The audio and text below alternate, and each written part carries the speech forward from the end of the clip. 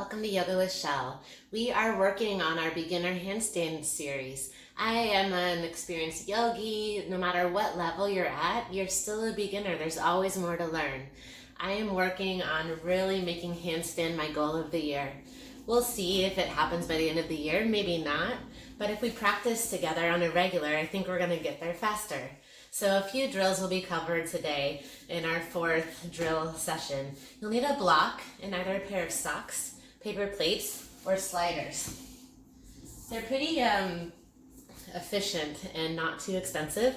If you want to invest in them, they are truly a great source to work your abs really quickly and efficiently.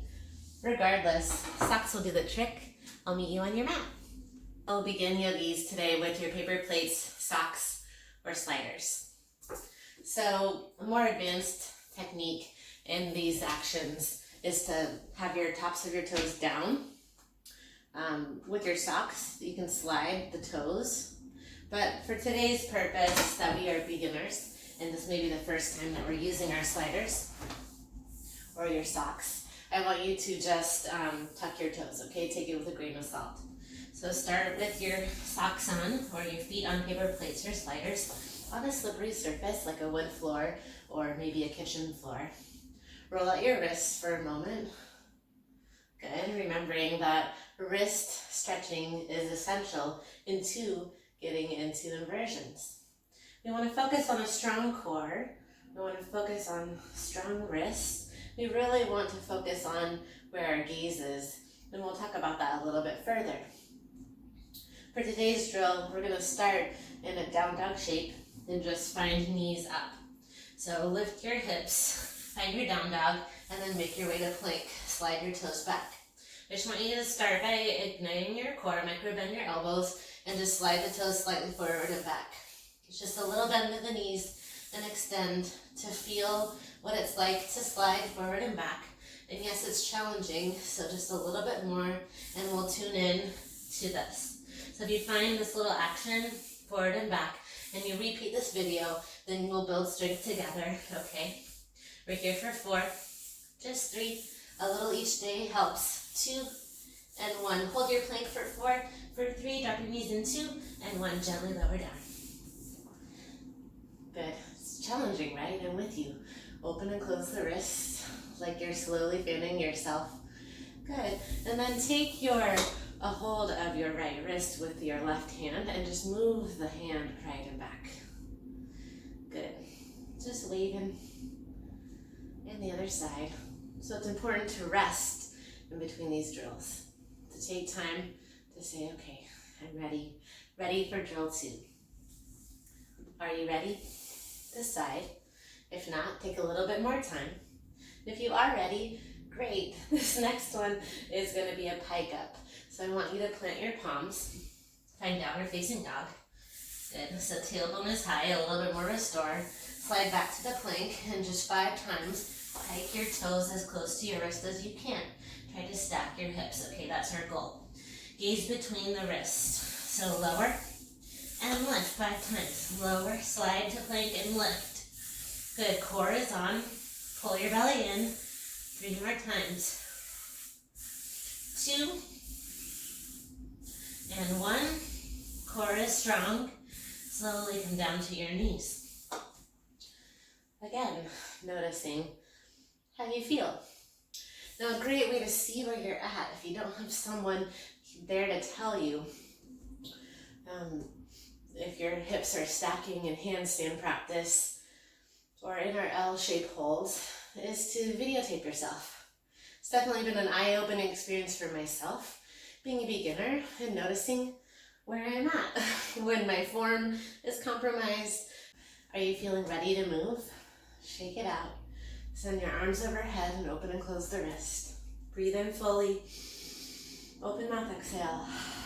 Breathe in, exhale. Are you ready? Shake it out. Good. Our last drill is finding a down dog. Trying to shift forward, pegging the hips, but moving into a V shape. Feet to the left, feet to the right. Ensure you have enough space and do what I say, not maybe as I do, as I'm a beginner as well. Find your downward facing dog shape. Slide back to plank. Pike your tailbone, feet to the left. Slide them back, and feet slide to the right. Good, 4 more times. Engage your belly. Think strong thoughts. You may go faster than me. Last one. Come down to your knees. Roll the wrist. Like you're rolling with the omis, right? Roll it forward, roll it back. Move your wrist in and out. And just settle down. Pause for a moment. Find your breath. We're gonna do 5, 5, and 2 as our final round. So we slide from plank, knees up 5 times. We find 5 pikes. That's tailbone up. And we find 2 each side of the V's. Let's go. Plant your palms. Tell yourself, yes, you can. Find your down doggy shape. Slide back. Good. Toes forward for 4, for 3. No stopping. 2 and 1. Good.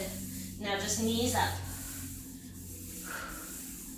For 3, for 2 and 1. Good. Side to side 2 times. Try to get your tailbone high. Lower down. Good. Rest your toes, rest your fingertips, and roll it out. If we find that super challenging practice on our regular, even every other day, we guaranteed we'll have stronger cores and get used to using our thigh muscles to lift us into handstand rather than a fling. But listen, if your handstand looks like a fling, that's okay, that's a beginner stage. We have to learn to engage our core, find a hollow back, and with that being said, for our next drill for hollow back, I want you to find a block, guard block and a pillow, something to hold between your hands. It can be a sweatshirt, a towel, anything you want. I want you to place one block in between your feet. Flex those toes high to the sky. Good. I want you to lower all the way down and send one item in between your hands. It can be a yoga block. I want you to squeeze your thumbs into towards each other. So holding the block. So really keep your shoulders stacked. Good. We're going to engage everything and lift up, hovering the shoulders, hovering the legs. In 3, in 2, hollow back hold, lift up. Good. Breathe. Engage the ribs. Hollow shoulder shrug. For 5, 4, 3, 2, 1. Lower down. Good. We're going to do that 2 more times. Practicing the hollow hold. So think you're putting on a backpack. Shrugging the shoulders. Low back is engaged. Avoiding the back bend. Hollow back the spine. We have to try to train our bodies to get into this shape, as it's normal to want to back bend when we begin our handstand kick-ups. Engage your core. Tell yourself, yes, you can. Press your low back down. Breathe in. Exhale, hold. Lift up. Engage, engage. Lift, lift, lift. For 4, 3, 2, 1. Lower down. Good. Relax.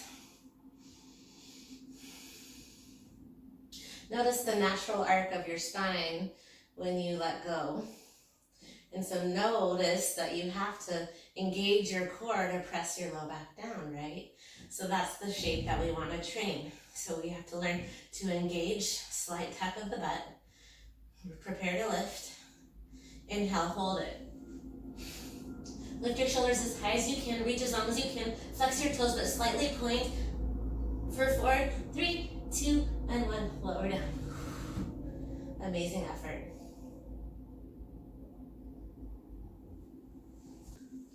Last week, we tried moving our legs up and over a block. And yes, that is challenging and a very important drill.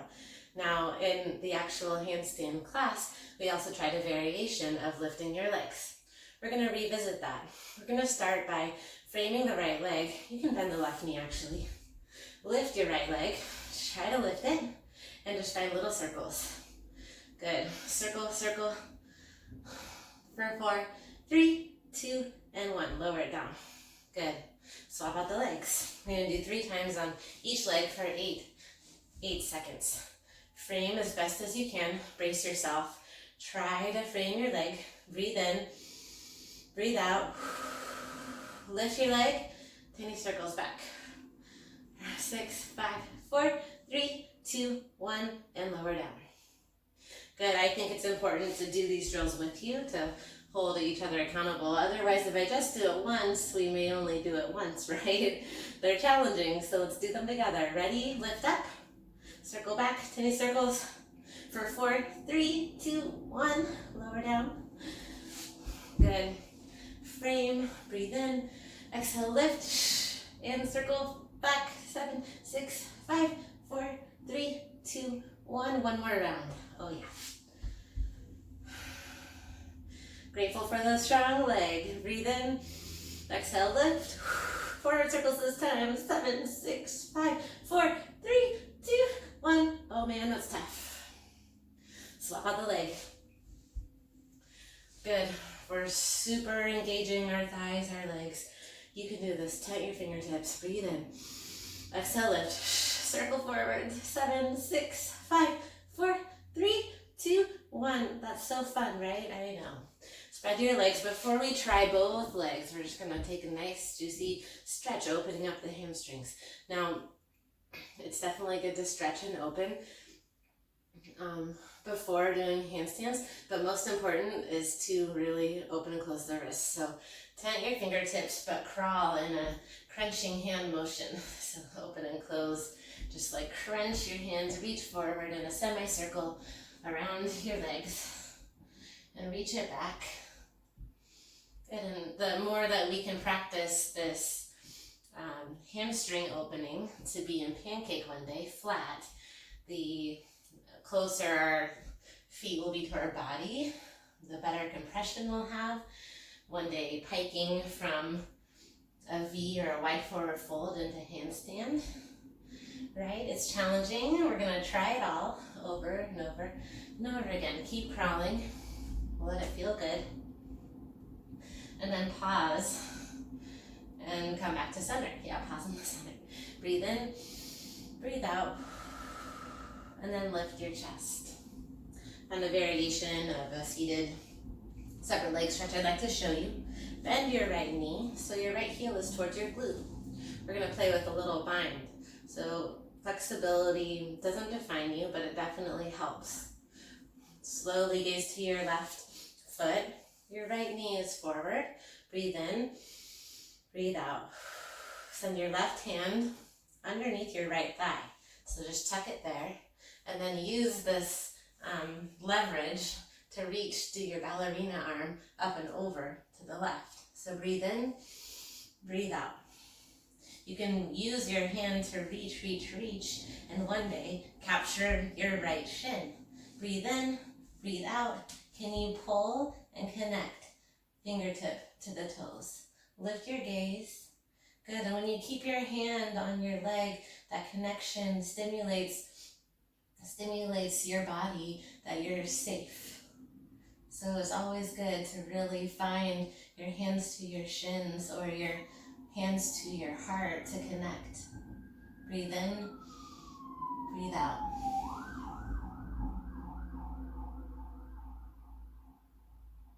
Gently lift your chest, slide your arm out.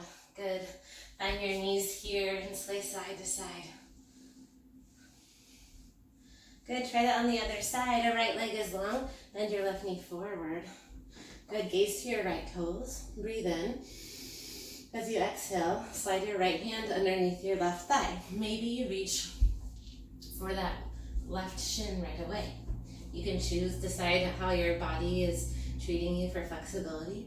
You can ditch this and just fold over your leg or play with lifting your left arm up.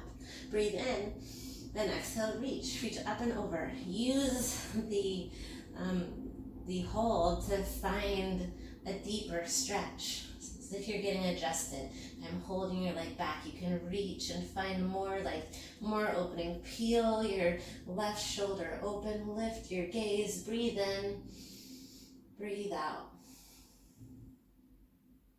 Gently lift your arms, slowly lift up.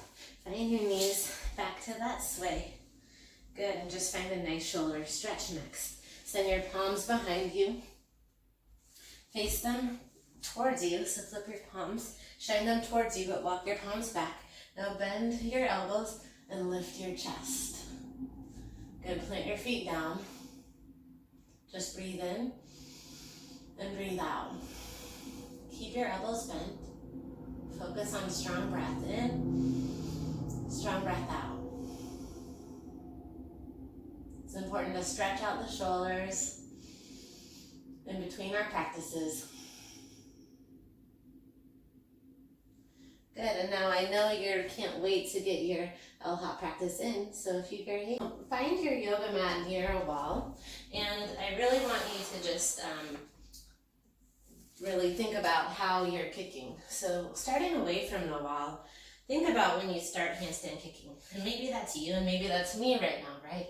You find a down dog, and the first time you see people kick, it's more like a little floppy leg. It's like arch back, do you notice? Tailbone back. But when you puff up your shoulders and you hop and you stack and you slow it down, what a difference that can make in your L-hop. Engage your core, gaze between your wrists, ensure your palms are underneath your shoulders, and find your strength to hop up. The stronger the core, the better. Again, it's normal to be floppy, and it's okay if that's you. And if the first step is just in getting to the wall, I want you to not worry about that arched spine and just get yourself to the wall. We'll work on form as we progress, and if it's impossible, seemingly impossible for you to get up to the wall in an L-hop, I want you to take a block and just try this on with me. Good, so think about being away from the wall at least 2 feet, or another way you can look at it is about a shin's difference. So where your knee is, if you put your foot against the wall, that's about where you want your hands to be. Why, you say? Because you want to have a little bit of room for your body to play. You want to not force your arch back. You want to have to engage your core to get your foot off of the wall. So place your block where that would be and try with one foot to the block. Your hands would go where that knee is. So you want a down dog, shorten down dog's space with one foot up. Can you find your L leg up? Send your left to be toes. This helps you already stack your hips a little bit more. Engage your belly, gaze between the wrists. Bend the knee and drive from your bottom leg. Good. Flex its toes, breathe in, bend the knee, exhale, hop. And it's normal, especially in the beginning, where I'm at, to bend your knee and try to keep it to your chest. Gaze between your wrists, breathe in, extend the back leg, and hop. Maybe you find both legs at the wall. Maybe you don't. Shake out your wrists. Good. Now another variation is to take both hands where your hands were. I have a handprint in my mat, so it's easy to find it. Place both blocks to the wall, or to the hand spot. Find your shortened down dog. And this may seem impossible because it adds a challenge. It's almost like you have wrist weights. So it's going to be harder to hop, but maybe easier once we take them away. So try it on. Hands to the block, one leg high. Bend your right knee and exhale, hop. Try to drive to the handstand. Slow it down. Try not to fling. Do as I say, not as I do. Hollow your back, bend your right knee, gaze slightly forward, but shift your weight to the wrist. Slow it down. Breathe in Exhale, hop. Good, and maybe you find it. Maybe you don't. Wherever you're at, send the blocks to the side. Shake out your wrists. Good. Now listen, we are human. It's normal to find challenges. Every day is different. Open and close your arms. Good. Now you try any variation that suits you, but without the blocks. Okay, so that means it can be a double hop, it can be a single leg, it can be a fling to the wall. Wherever you're at, try to have a little distance, a shin's distance away from the wall, and notice without those blocks how it feels. Gaze between the wrists, straightish arms, slow your breath, flex your toes down, bend your right knee, drive through that bottom foot, and hop. If you find the wall, can you send your right toes slightly forward, engage, press away, your left toe slightly forward, squeeze your legs, press, press, press, and slowly come down. The slower, the better. Again, if you fall off the wall, that's okay. And if you fall, in general, try to fall sideways. Remember, falling with style, cartwheeling out. And if you are afraid, which is normal to be afraid, in handstand, just play with a little alley-oop. Find a little mini cartwheel and just practice side to side. Alley-oop your way around the room, and then maybe you find a little hang time in handstand. Wherever you're at is perfect. Just find time, make the time to practice, practice, practice. Stretch those wrists. Good. And take time to watch the other drills again. You can watch them in a row, make sure you drink water, make sure you stretch your wrists, and enjoy the hang time. Thank you, my flip reversers.